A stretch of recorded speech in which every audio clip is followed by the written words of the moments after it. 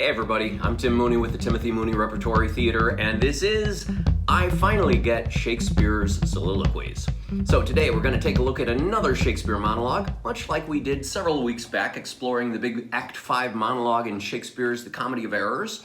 My plan is to shine just a little bit of light into the choices that Shakespeare made and how you, as an actor, might understand these choices and really dive full force into this monologue. Ultimately, to give you, the viewer, double the opportunity or likelihood of being able to finally get Shakespeare's soliloquies. This week, rather than a monologue from a comedy, we're going to take a look at a soliloquy from a history play. This is a sometimes hard-to-find speech by Richard, the Duke of Gloucester, the character who will one day become King Richard III, the hunchbacked king. Even though it is a Richard speech, it's drawn from Henry VI, Part 3, a much lesser-known play than Richard III. Stanislavski also explores this speech quite a bit. You may remember our Comedy of Errors discussion with regard to the fact that characters lie. You can throw most of that away when it comes to soliloquies. When a character delivers a soliloquy, they have no reason to lie. They are almost always telling their soul's honest truth. They will even tell you the truth about just how much lying they plan on doing. Why? Because they're alone. Unless there is some rare instance when the character is such a pathological liar that he is lying to himself, he is telling the closest thing to the truth that he has to give. Quite often, that character may be talking to himself, perhaps to God, but I highly recommend assuming that he or she is talking to the audience first and foremost, perhaps even looking to them for assistance, reassurance, or direction. The usual intent of a soliloquy is to work through a problem. Generally, the characters from the previous scene walk off, and your character has some sort of issue with whatever came up in that scene or with what is coming up, usually both. In this case, Richard's brother, King Edward IV, has proposed a marriage which will complicate Richard's hopes to one day become king himself, because any son that Edward might father would be next in line to the throne. A lot of actors want to treat a soliloquy as a meditation, brooding, letting their mind wander. I would avoid this at all costs. If your mind wanders, so will the audience's. The good fortune of the brief moment alone gives your character a chance to fight his way through this critical problem. Somebody else may walk in at any moment. This is your big opportunity while you can to, if you can excuse the expression, to work through all the crap. You are making discoveries, perhaps with every sentence. It is an active thing. Grind those gears in your head and get to work. At first glance, a Shakespeare soliloquy looks intimidating. A speech runs down the page and spills onto the next page and perhaps another page or two. That speech is seemingly set in granite, fixed, stable, solid, unchanging. This Richard speech is the longest soliloquy in all of Shakespeare, which makes it all the more seemingly impenetrable. If you can master this one, you can take on any of them. Soliloquies move. They rise and fall. They turn on a dime. They lay out a premise and contradict or override that premise. Big stuff gets decided, and your character emerges on the other side a changed man or woman. We, the audience, should sometimes be shocked at the startling turn your character takes, even as he takes it. We find ourselves driven toward a conclusion that springs upon us, dripping with passion. Passion happens in Shakespeare. Life and death is at stake. All that language laid out with such formality in neat 10-syllable lines looks so formal and predictable, and it comes to us with centuries of tradition and wisdom, such that it makes the passion difficult to recognize. Don't get sucked into that. It is screaming out at you. It is asking you to rip a page from your soul. Ripping a page from your soul is just what I happen to call it. It screams out at me as a confrontation that rips at your innermost being with your life hanging in the balance. It's that moment when poetry disappears and raw emotional life takes its place. That raw emotional life is all the more astonishingly moving because it shows up in the middle of beautiful formal poetry. Somewhere in there, all of life is at stake. Shakespeare does this a lot, and if you focus too much on the formality of the verse, you'll miss it. But enough background, let's get our hands a little dirty with this one. After performing the full speech for a couple of years, I decided to cut this longest of all soliloquies down to help make it fit into my one-man play Lotto Shakespeare, which I'm performing this weekend. Check it out, or hit like or subscribe while you're at it. I've cut the first 22 lines out of the beginning and another 5 lines just before the end. We're looking at that cutting of the speech for the sake of simplicity and time. Once again, we're going to start with the sentences themselves. We can see that this one starts with shorter sentences, tackles an extremely long, 10 lines long sentence, a couple of very brief 1-line sentences, followed by a 7-line sentence, another 10-line sentence, and finishing with sentences of 4, 3, 1, and 1 lines length. That suggests to me that Richard starts out somewhat distractedly, then focuses intensely for a while, and is brought up short, only to dive in more deeply and at greater length to the issue he is facing, probably coming to a significant realization or conclusion by the end of the second very long sentence. What remains after that is the denouement, the wrapping up, perhaps an ironic perspective on what had been an intense, involved, passionate climax. Once again, let's take a look at the parenthetical remarks. They're not marked out by parentheses, but Shakespeare interrupts the progress of a sentence with a subsidiary thought before resuming the original thought. Perhaps the most evident one is here, set out with hyphens, and I take whatever tone that I had been using and place the line in a slightly different pitch, tone, or speed before resuming the previous tone. And I, like one lost in a thorny wood that rends the thorns and is rent with the thorns, seeking a way and straying from the way, not knowing how to find the open air, but toiling desperately to find it out, torment myself to catch the English crown. Next, lists. Once again, Shakespeare almost always throws lists into your path. Lists are not mindless items to tick off as you work through them, but dramatic orchestrations of ideas that pile up one atop the other.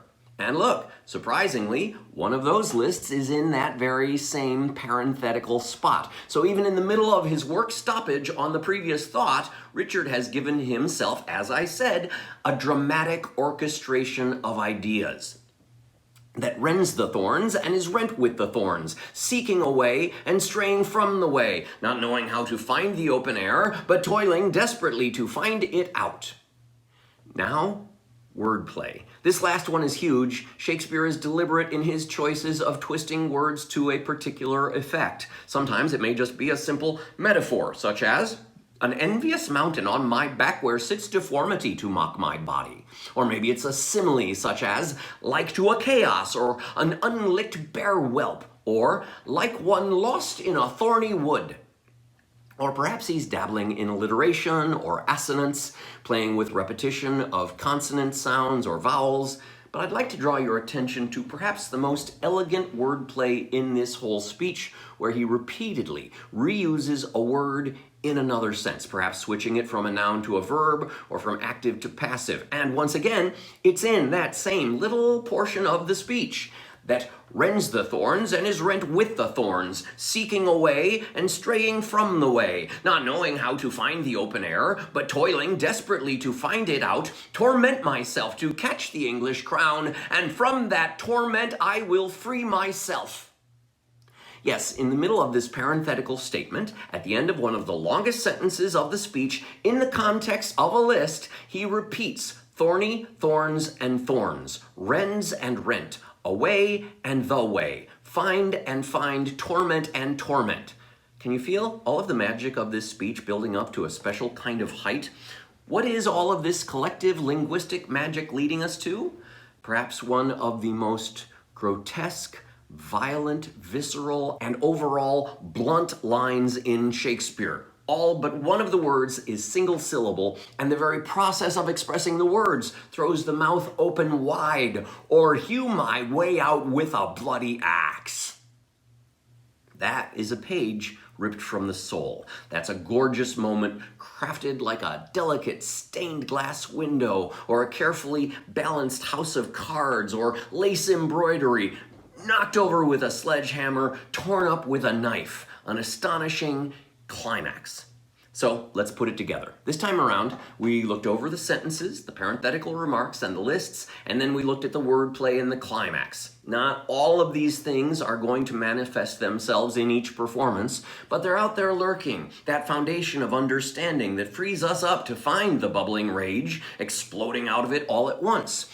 I can't speak for anyone else, but it gives me tingles every time. This is when everything changes for Richard. Previous to this, perhaps Richard was going to play nice and wait to inherit the crown from his two older brothers, but now it's not only his two elder brothers, but the former king, Henry VI, still alive and held captive in the Tower, and his son, both of whom might still press some claim to the crown, and now whatever more sons that King Edward might produce in this new marriage. We've caught Richard in the moment where he says, "Screw it, I'm just going to kill my way to the top." Well, say there is no kingdom then for Richard. What other pleasure does the world afford? I'll make my heaven in a lady's lap, and deck my body with gay ornaments, and witch sweet ladies with my words and looks. Oh, miserable thought, and more unlikely than to accomplish 20 golden crowns. Why, love forswore me in my mother's womb, and for I should not deal in her soft laws, she did corrupt frail nature with some bribe, to shrink mine arm up like a withered shrub, to make an envious mountain on my back, where sits deformity to mock my body, to shape my legs of an unequal size, to disproportion me in every part, like to a chaos or an unlicked bare whelp that carries no impression like the dam. And am I then a man to be beloved? Oh, monstrous fault to harbor such a thought. Then, since this world affords no joy to me, but to command, to check, to o'erbear such as are of better person than myself, I'll make my heaven to dream upon the crown, and whiles I live to account this world but hell, until my misshaped trunk that bears this head be round impaled with a glorious crown. And yet I know not how to get the crown, for many lives stand betwixt me and home, and I, like one lost in a thorny wood, that rends the thorns and is rent with the thorns, seeking a way and straying from the way, not knowing how to find the open air, but toiling desperately to find it out, torment myself to catch the English crown, and from that torment I will free myself or hew my way out with a bloody axe. I can smile, and murder whiles I smile, and cry content to that which grieves my heart, and wet my cheeks with artificial tears, and frame my face to all occasions. I can add colors to the chameleon, change shapes with Proteus for advantages, and set the murderous Machiavel to school. Can I do this, and cannot get a crown? Tut, were it farther off, I'll pluck it down. So, that's how I finally get Shakespeare's Soliloquies. Hopefully this will double your ability to understand what's going on in this play and within Soliloquies overall.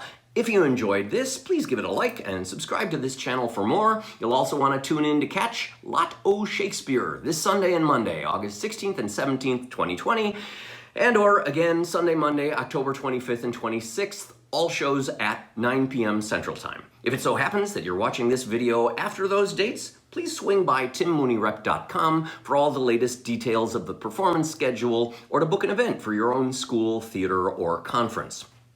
I do these explainer videos just about every week, releasing them on Friday in advance of the performances. You can go back and see the first monologue I deconstructed from Comedy of Errors, and there on my YouTube site you'll find more videos of lots of Shakespeare stuff and lots more. You should probably subscribe so you don't miss anything, or check out my book, Acting at the Speed of Life, Conquering Theatrical Style. We've also got a Patreon campaign if you would like to support this work. We are a not-for-profit institution at patreon.com/TimMooneyRep. We have giveaways of lots of swag and even drawings for free performances.